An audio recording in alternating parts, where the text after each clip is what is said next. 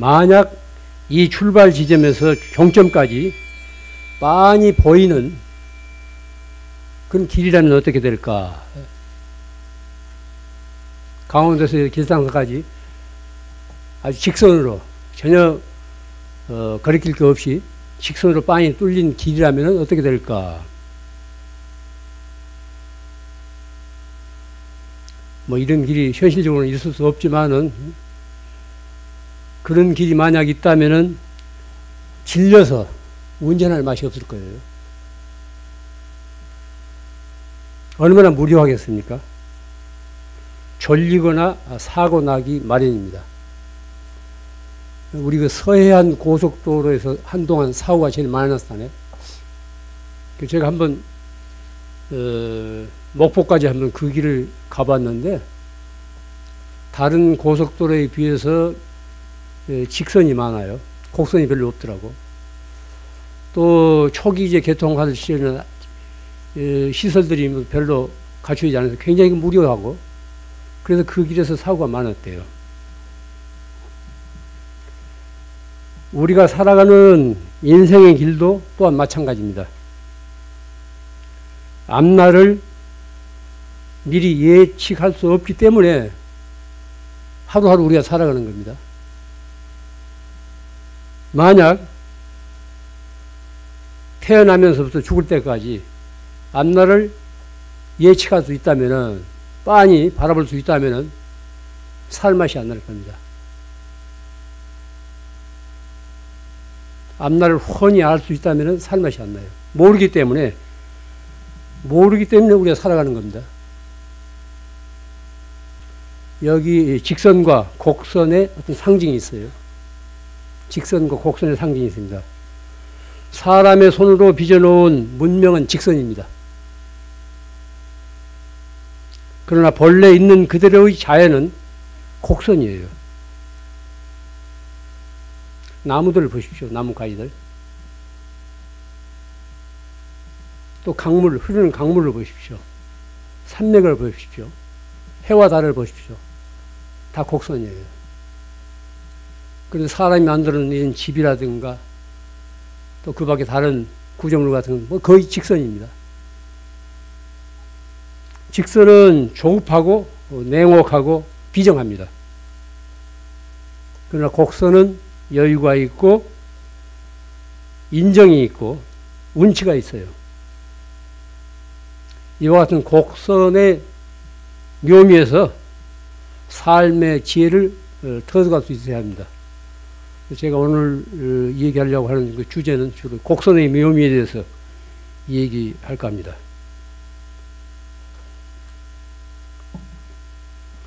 우리가 어떤 목적만을 위해서 그 과정을 소홀히 한다면은 삶의 의미를 상실하게 될 거예요. 흔히 우리가 차를 타고 어디로 간다고 할 때 어떤 집에 몇 시에 도착한다는 이런 그 예정을 가지고 가면서 많은 도중을 거치면서도 도중에는 관심이 없습니다. 시간 맞춰서 목적지까지 가려는 이런 그 의식 때문에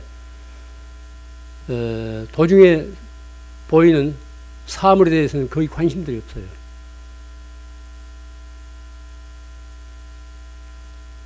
목표 지점보다는 거기에 이르는 그 과정이 더 중요합니다. 그와 같은 과정이 곧 우리들의 일상이고 순간순간의 삶이에요.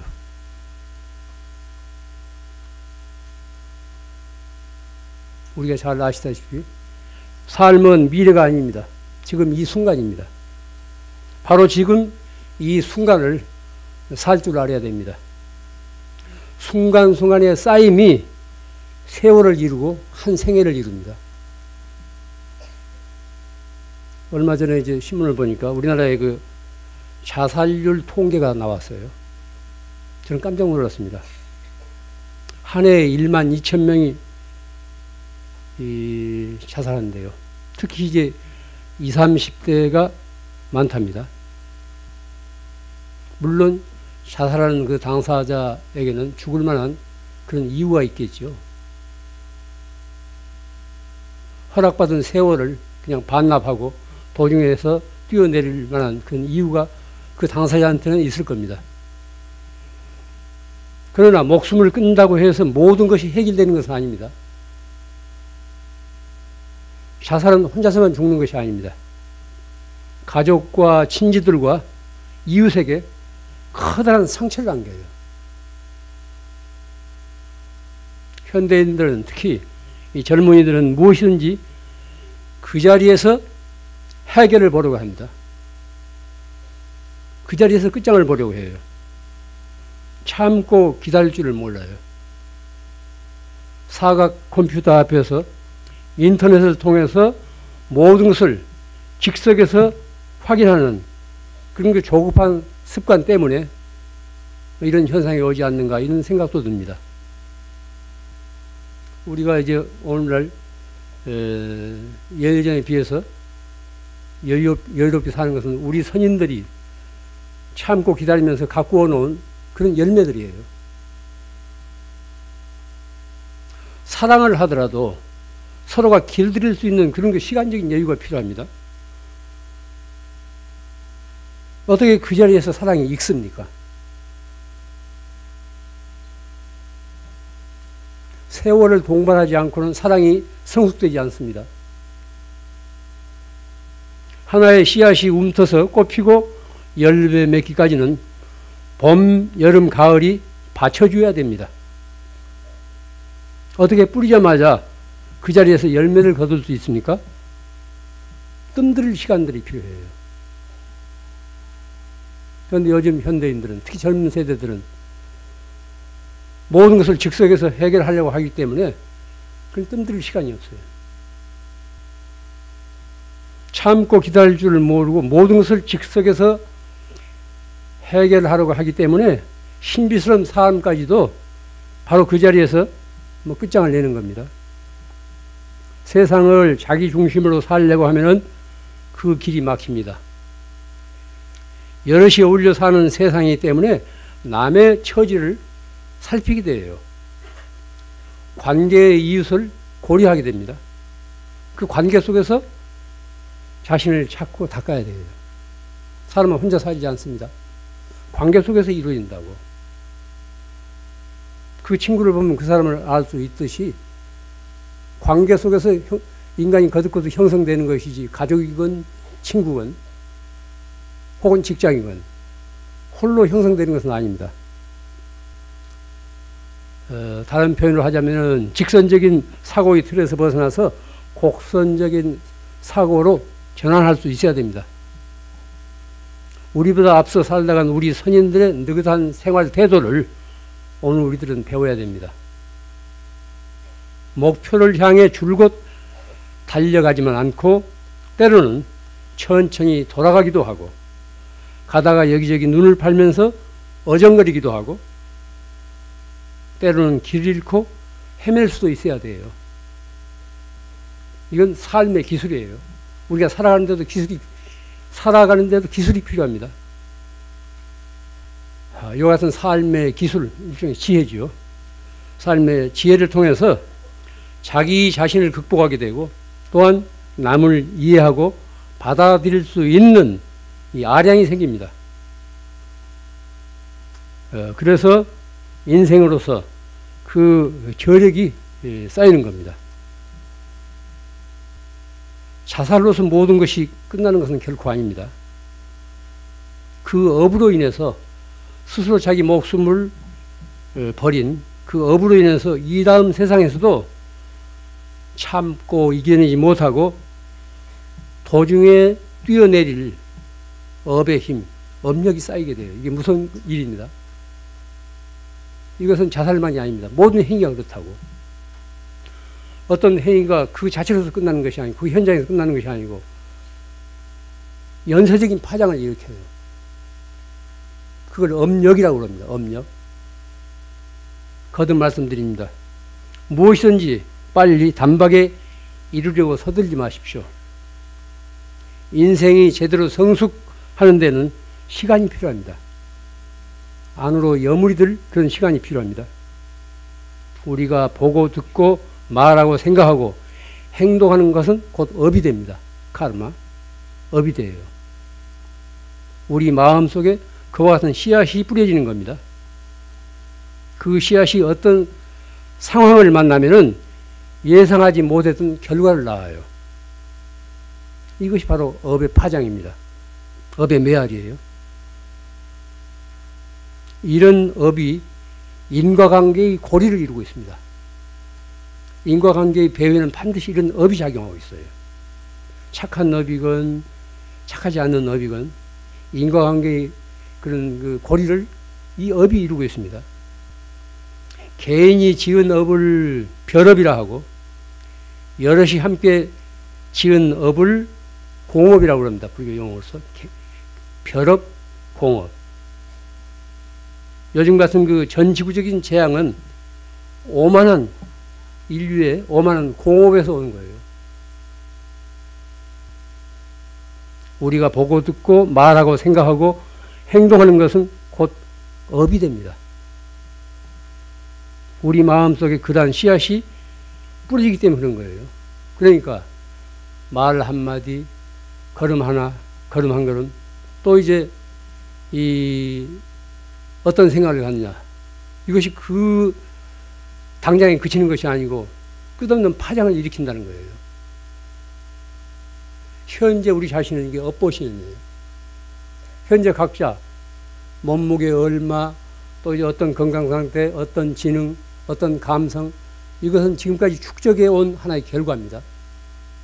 하나의 업의 결과라고. 좋건 좋지 않건 간에. 내가 그렇게 그런 행위를 해서 그 결과를 내가 스스로 만들어 놓은 거예요. 누가 그렇게 한 거 아닙니다. 그리고 자연의 순리에 따라야 돼요. 자연의 질서를 따라야 됩니다. 사람은 뭡니까? 큰 자연 가운데 한 개체예요. 대자연 속에서 한 개체예요. 개체이기 때문에 그 대자연의 흐름에 따라야 됩니다. 그리고 무엇보다도 살아있는 생명을 존귀하게 여겨야 돼요. 자신의 목숨이건 남의 목숨이건 짐승의 목숨이건 또 식물의 목숨이건 살아있는 생명을 소중하게 여길 줄 알아야 됩니다. 이런 생각을 갖지 않으면은 지구가 편할 날이 없어요.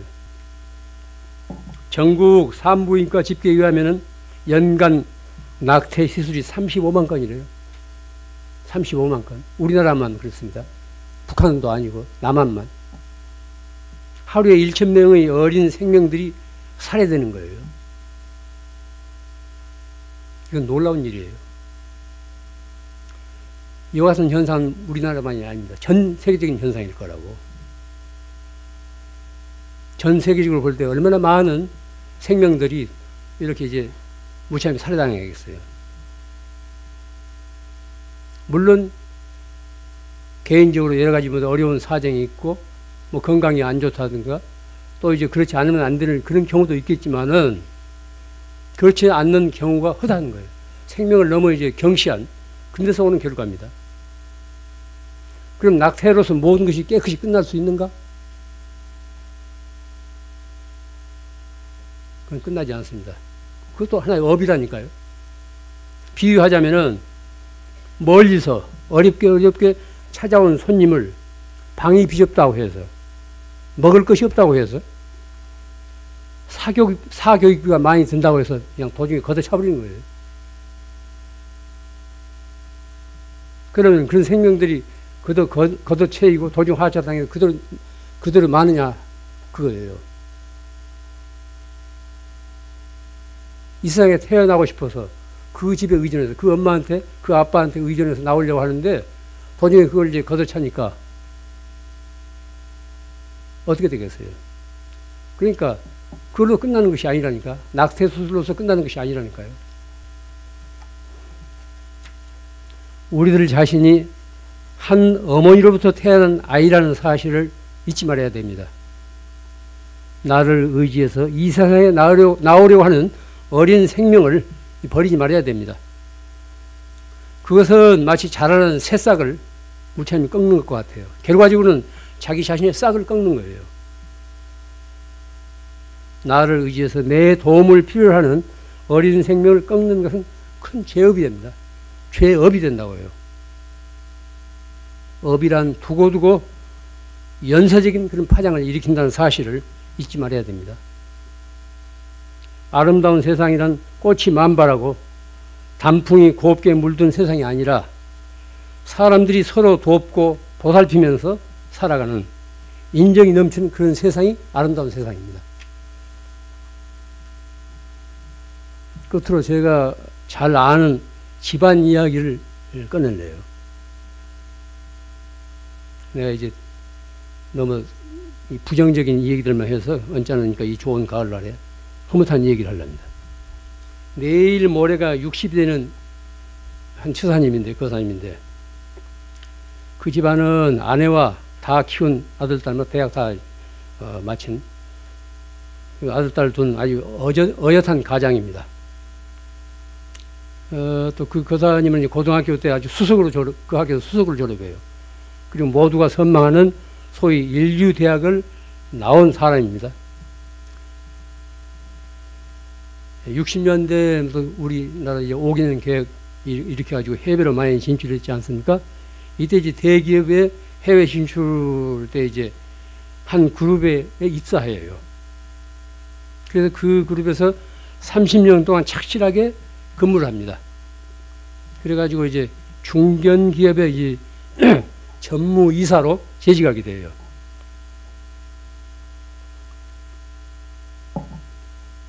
그러다가 그 IMF라는 거 있었잖아요. IMF 때 근무하던 회사의 임원으로서 보증을 섰다가 그것이 잘못되어서 무일푼으로 직장에서 그냥 털려났어요. 부인 명의로 된 얼마 안 되는 재산만 남는 거예요. 그게 이제 30년 직장 생활의 전문 거예요. 60이 다 된 이분이 새로 이제 취업한다는 것은 한국 사회에서는 어렵지 않습니까? 어떻게 해야 좋을지 아주 앞날이 막막하더라는 거예요. 지난 1월, 2월은 뭐 산에 많이 다녔대요. 할 일이 없고 그래서. 산을 오르내리면서 자기가 생각했다네요. 내가 할 수 있는 일이 과연 무엇일까? 고음공부 생각해 보아도 자기가 할 수 있는 일은 두 가지라는 거예요. 하나는 공부하는 일이고 하나는 운전하는 일이었어요. 늘 하던 거니까.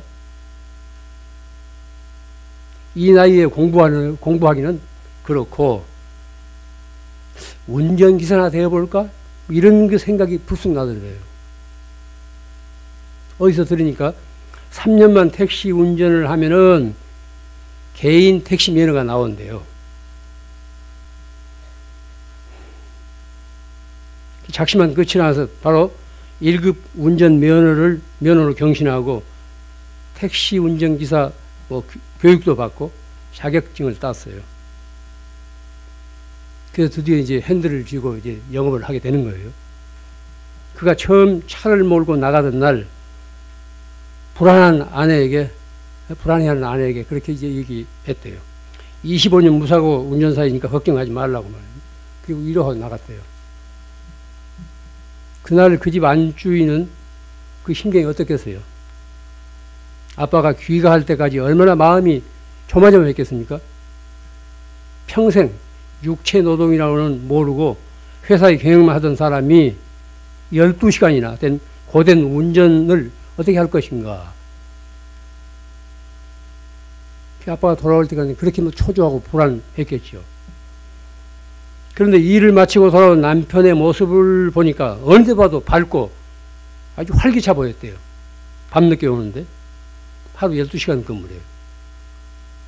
그러면서 이제 남편이 하는 말이 내가 무뚝뚝하고 어색해서 아무것도 못할 줄 알았는데 막상 부딪혀 보니까 뭐 재미있더라고. 푼돈이지만 그날에 이제 산학금도 다 채우고 돈도 남았다고 그렇게 이제 자랑하면서 자는 아이들을 깨우더래요. 얘들아 일어나. 아빠가 기분으로 통닭 맥주 산다. 그래 이제 이렇게 시작을 했대요. 이렇게 해서 시작한 지가 어느덧 6개월이 넘었답니다. 그 집 그 부인의 이야기예요. 지난 6개월 동안 저희 집에는 많은 변화가 생겼습니다. 결혼 생활을 만 28년 동안 요즘처럼 화기애애하는 분위기는 일찍이 없었던 것 같습니다. 아빠라는 존재는 일벌레, 돈 버는 기계로 상징되고 가족에게는 무관심의 극치였다는 인식이 이제는 무너져 버렸습니다. 이것은 그 집안 얘기만 하지 않을 거예요. 그냥 직장 생활을 하게 되면은 어느 집 관심도 없잖아요. 뭐 안녕히 다녀오시라고 이런 뭐 인사도 주서 없잖아요. 이런 아빠를 두고 자식들은 존경스럽고 안쓰럽게 여기면서 엄마 대신 이것저것 챙기는 것을 볼 때마다 엄마 가슴이 뭉클해질 때가 많다는 이런 이야기를 합니다. 하루에 40~50명의 손님을 대하다 보면은 세상 돌아가는 별별 얘기를 다 듣게 된대요. 그들 삶의 모습을 접할 때마다 새삼스레 내 아내, 내 아이들이 그렇게 고마울 수가 없다는 거예요.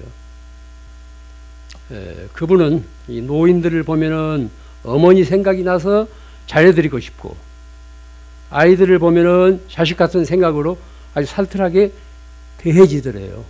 그분 그 심경이에요. 이런 생각이 사람을 안으로 여무르게 합니다. 여기 한 인생의 길에도 곡선의 묘미가 있습니다. 지나간 과거에 연연하지 않고 현재 주어진 상황 아래서 자신이 좋아하거나 하고 싶은 일을 하면서 산다는 것은 그 어떤 명예와 부보다도 값진 삶이고 축복된 삶이라고 할 수 있습니다. 흔히 체면 때문에 아이고 이 나이에 내가 어떻게 운전대를 잡겠느냐, 남의 눈을 의식하고 그런 생각 갖게 되면은 더 이상 인생은 없습니다. 모든 걸 털털 털어버리고 전생일로 미루고 새로 시작하는 거예요. 자기에게 주어진 현재 상황 아래서 자기가 할 수 있는 일을 찾는 겁니다. 그렇게 되면 새로운 길이 또 열립니다. 이것이 인생이에요. 이게 곡선의 묘미가 거기에 있는 겁니다. 그 집 주부의 이야기예요. 가정의 행복이란 화목과 작은 사랑의 나눔에 있음을 요즘에 이르러 새삼스럽게 깨닫게 됩니다. 거듭 말씀드립니다. 삶은 지나간 과거나 미래에 있지 않습니다. 지금 이 순간이에요. 바로 지금 이 순간을 우리가 살 줄 알아야 돼요. 순간순간 그날 내가 어떤 마음으로 어떤 업을 익히면서 사느냐에 따라서 내 삶이 달라집니다. 또 내 개인의 삶만 달라진 것이 아니고 나와 관계된 이웃, 가족들의 삶도 달라져요. 이 가을에 다들 보다 투명하고 따뜻하고 어질고 선량한 이웃이 되기를 빌면서 오늘 제 이야기를 이만 마치겠습니다.